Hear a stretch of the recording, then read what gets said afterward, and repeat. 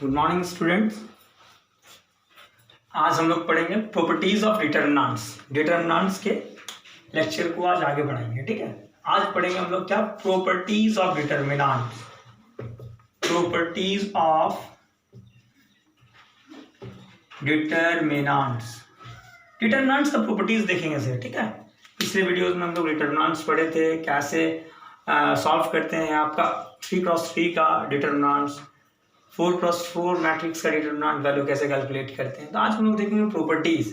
Determinants का properties है sir, इस प्रॉपर्टीज जो होता है यही मेन है आपका। बहुत सारा अच्छा लेवल के एग्जाम्स में प्रॉपर्टीज से ही क्वेश्चन होते हैं सर, ठीक है। तो आज हम लोग प्रॉपर्टीज देखते हैं डिटरमिनेंट्स में। प्रॉपर्टी नंबर 1, प्रॉपर्टी नंबर 1 ये कहता है सर, ये कहता है आपका, लेट सपोज दैट ए एक मैट्रिक्स है सर, ए आई जे, ठीक है। ये एक स्क्वायर मैट्रिक्स है, कुछ भी एन ऑर्डर का स्क्वायर मैट्रिक्स है, एन ऑर्डर का, ठीक है। ए एक स्क्वायर मैट्रिक्स है एन ऑर्डर का। देन प्रॉपर्टीज नंबर 1 ये कहता है, then the sum of the product, then the sum of the product of any elements of any rows or column,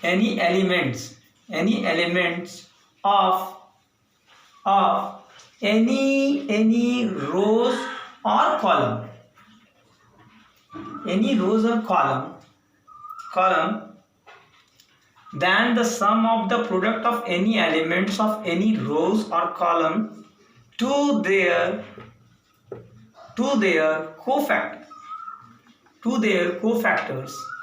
cofactors is equal to, क्या देंगे sir, is equal to determinant of A। Product of any elements of any rows or column to their cofactor will give you, what?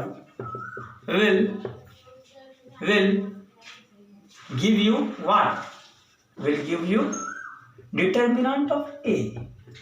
ये paragraph कहने का मतलब ये sir, that is summation of element into cofactor। कोई भी रो के along या column के अलॉन्ग के एलिमेंट का उसी के कोफैक्टर का प्रोडक्ट का सम जो होगा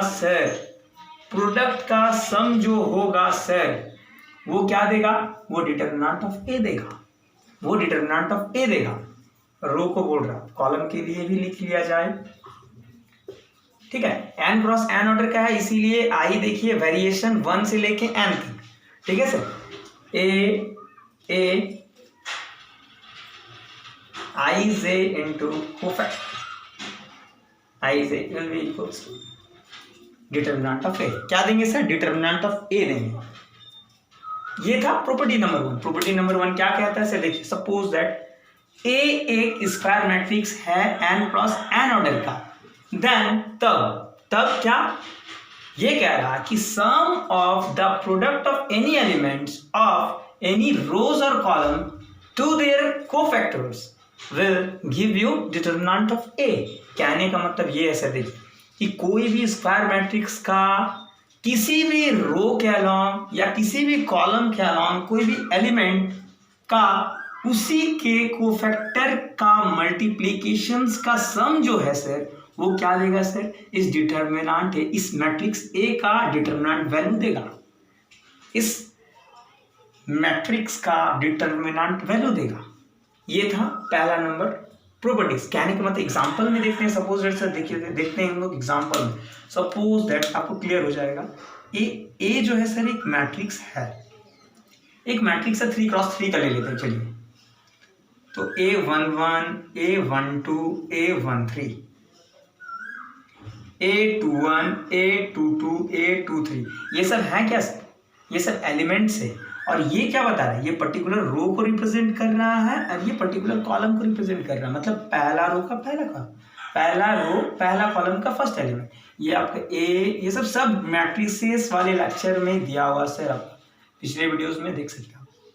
तो प्रॉपर्टीज नंबर 1 ये कह रहा, चलो हम ये पहला रो के अलाउंग लेते हैं। चलिए, तो A11 जो होगा, A11 ये एलिमेंट हुआ, अब इसी एलिमेंट के कोफैक्टर से मल्टीप्लाई करना पड़ेगा। तो कोफैक्टर कहोगे तो मतलब क्या, इस पर्टिकुलर रो को छोड़ो और इस पर्टिकुलर कॉलम, उसके बाद जो बचा इसका डिटरमिनेंट वैल्यू ही तो इसका कोफैक्टर होगा सर। इसका कोफैक्टर को हम डायरेक्ट लिख रहे हैं C11 समेशन प्लस रो 1 के थ्रू हम लोग ले रहे हैं सर पहला रो, ठीक ना। तो अब दूसरा एलिमेंट के पास है A12 into cofactor 12 plus A13 into cofactor 13 will give you what, क्या देगा, इस ए मैट्रिक्स का डिटरमिनेंट वैल्यू देगा। That is your property number 1। आप प्रॉब्लम को सॉल्व करोगे तो और क्लियर होगा सर, ठीक है। प्रॉपर्टीज नंबर 1 ये कहता है, आराम से इसको नोट कीजिए सर, प्रॉब्लम जब सॉल्व करेंगे तो और क्लियर हो जाएगा, ठीक है। रो 1 के अलाउंग किए हैं हम लोग। देखिए, पहला एलिमेंट के लिए पहला कोफैक्टर का मल्टीप्लिकेशन प्लस समेशन, पहले ही रो में जाएंगे।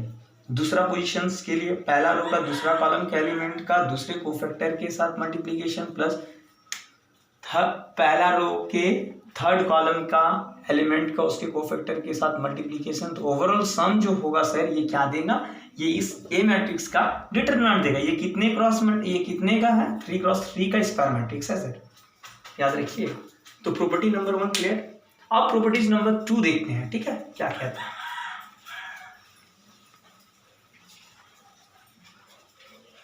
प्रॉपर्टी नंबर 2 क्या कहता है, कुछ नहीं, या ये relate A with a square matrix of an order, then the sum of the product of any elements of any row or column to their corresponding cofactor। दूसरा ये कहता है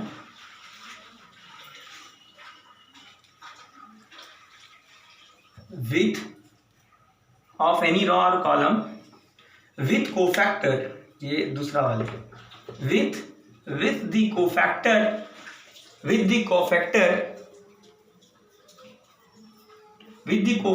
of the corresponding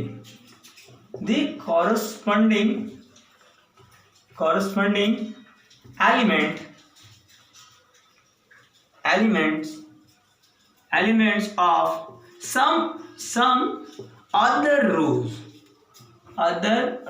और कॉलम। हम समझा रहे हैं अंग्रेजी में क्या लिख रहे हो सर, नहीं समझ में आ रहा, हम समझा रहे हैं।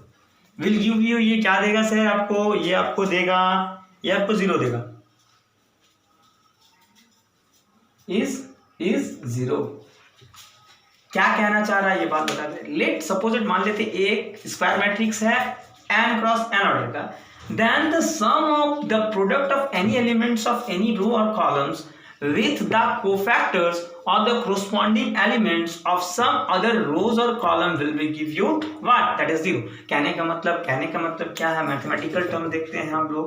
ये कह रहा देखिए, aij into cofactor kj will be give you 0, j का वेरिएशन 1 से n, और हम लोग कह सकते हैं, चलिए ये कॉलम था, रो के लिए देखते हैं आपका हो जाएगा aij into ck I will give you j। ये आपका मैथमेटिकल टर्म है। अभी हम एग्जांपल लेके समझेंगे क्या है।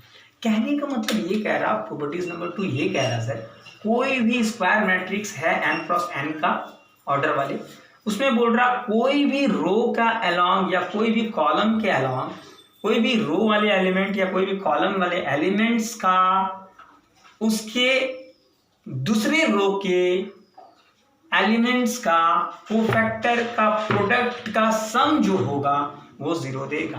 ध्यान से सुनिए फिर से कोई भी रो या कोई भी कॉलम्स का एलिमेंट का उसका दूसरे रो या कॉलम्स का एलिमेंट का कॉरस्पॉन्डिंग कोफैक्टर का प्रोडक्ट का सम जो होगा वो 0 देगा। क्या कह रहे हैं, नहीं समझ में आ रहा, समझ में आएगा। देखिए एक एग्जांपल उठाते हैं, इसको नोट कर लीजिएगा। एग्जांपल उठाते हैं, समझ में आएगा अभी आपको, ठीक है। बता रहे हैं क्या है, ये देखिए। सपोज दैट एग्जांपल, लेट ए एक स्क्वायर मैट्रिक्स है 3x3 के लिए, A21 A22 A23 A31 A32 A33, ये एक स्क्वायर मैट्रिक्स है 3x3 के सेट, ठीक है।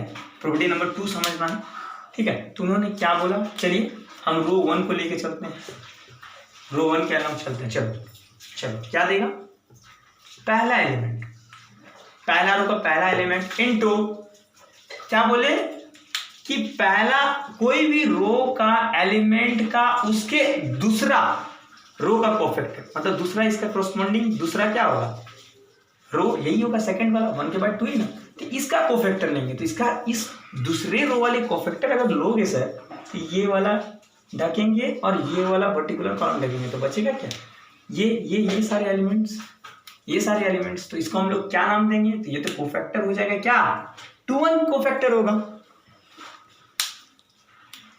ये क्या होगा 2-1 कोफैक्टर होगा, 2-1 के लेने, देखो ये सेकंड रो को हम छोड़ते हैं यार, इस सेकंड रो का कोफैक्टर अगर लिखोगे आप तो क्या होगा, सेकंड रो को ढको, फर्स्ट को ढको, मैट्रिक्स में हम सब सिखाए हैं, तो क्या बचेगा आपका, तो इसका डिटरमिनेंट वैल्यू जो होगा यही होगा आपका cofactor, A112 A13 A32 and A33, इसका जो डिटरमिनेंट वैल्यू होगा वही तो होगा कोफैक्टर इसका ना, तो इस वाले इस कोफैक्टर का नाम क्या होगा, ये तो 2-1 होगा ना, कहीं दूसरा रो का हम कोफैक्टर निकाल रहे हैं, दूसरा रो का कोफैक्टर निकाल रहे हैं, सब क्लियर होगा आराम से, देखिए प्लस अब दूसरा ये एलिमेंट A12, तो इसका कोफैक्टर अगर लिखोगे तो क्या होगा C22 प्लस अब ये वाले एलिमेंट A13 के लिए तो कोफैक्टर क्या होगा 2-3, तो ये जो होगा प्रोडक्ट एलिमेंट का उसके दूसरे रो का एलिमेंट का कोफैक्टर का प्रोडक्ट का ओवरऑल सम क्या देगा 0,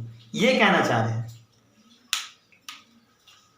ये चीज कहना चाह रहे हैं, यही कहना चाह रहा है, उतना जो लैंग्वेज में हम लिखे वो ये चीज है, ये कहना चाह रहा है, कोई भी स्क्वायर मैट्रिक्स का कोई भी रो या कॉलम के एलिमेंट्स का उसके ही अदर रो या कॉलम का एलिमेंट्स का कोफैक्टर का उसी एलिमेंट का प्रोडक्ट का सम जो होगा वो क्या देगा 0 देगा। प्रॉब्लम बनाओगे क्लियर हो जाएगा सर, ठीक है, घबराने की बात नहीं है, आसानी से आराम से दिमाग को ठंडा करके समझिए, नोट डाउन कीजिए, ठीक है, प्रॉब्लम में और क्लियर होगा सर, प्रॉब्लम बनाओगे तो क्लियर होगा, ठीक है। अब प्रॉपर्टीज नंबर 3 में चलते हैं, प्रॉपर्टीज नंबर 3 क्या कहता है वो देखते हैं हम लोग देखते हैं, चलो क्या कहता है देखते हैं। प्रॉपर्टीज नंबर 3, प्रॉपर्टी नंबर 3 क्या कहते हैं सर वो देखते हैं हम लोग। लेट सपोज दैट लेट ए एक स्क्वायर मैट्रिक्स है सर, डिटरमिनेंट्स पढ़ रहे थे स्क्वायर मैट्रिक्स, याद है ना पिछली बात, n क्रॉस n का स्क्वायर मैट्रिक्स है, देन जो ये गिवन मैट्रिक्स A जो है इसका डिटरमिनेंट वैल्यू जो होगा सर वो इक्वल होगा, किसके इक्वल होगा, इसी स्क्वायर मैट्रिक्स का ट्रांसपोज का डिटरमिनेंट वैल्यू के इक्वल होगा। अभी दिखाएंगे, सपोज दैट कोई भी एक स्क्वायर मैट्रिक्स है n क्रॉस n का, देन इसी स्क्वायर मैट्रिक्स का डिटरमिनेंट वैल्यू जो होगा वो इसी स्क्वायर मैट्रिक्स का ट्रांसपोज का डिटरमिनेंट वैल्यू के इक्वल होगा। कैसे देखते हैं, अभी हम देखते हैं, प्रॉपर्टी नंबर 3 ये कहते हैं, देखते हैं। सपोज दैट सर, चलो एक मैंने स्क्वायर मैट्रिक्स लिया, 2 क्रॉस 2 के ले लें, ज्यादा नहीं, समझ में आ जाएगा। देखो 1 2 3 4, ठीक है, तो इसका डिटरमिनेंट वैल्यू फाइंड करते हैं। चलिए इसका डिटरमिनेंट वैल्यू फाइंड करोगे ना तो 1 2 3 4 1 2 3 4 क्या हो जाएगा, 4 1 जा 4 -6, दैट विल गिव यू -2। अच्छा, इसी का ट्रांसपोज चाहिए हमको, तो इसका ट्रांसपोज करोगे ना सर, तो क्या होगा, पर्टिकुलर रो कॉलम में कन्वर्ट हो जाएगा। अब इसी ट्रांसपोज का हमको डिटरमिनेंट चाहिए, देखिए क्या हो जाएगा, 4 1 जा 4 -6, देखिए -2 क्या आ गया, तो देखिए रिजल्ट आपको समझ में आ रहा है। डिटर्मिनेंट ऑफ ए का वैल्यू भी -2 और ए ट्रांसपोज का भी डिटर्मिनेंट वैल्यू -2, तो आपको आ रहा है समझ में। तो दोनों का डिटर्मिनेंट वैल्यू क्या इक्वल है। That is your properties number 3, that is your properties number 3। आज के वीडियो में हम लोग इतना ही रहने देते हैं सर, नेक्स्ट वीडियोस में और आगे प्रॉपर्टीज में डील करेंगे। Thank you, thanks for watching. ठीक है सर।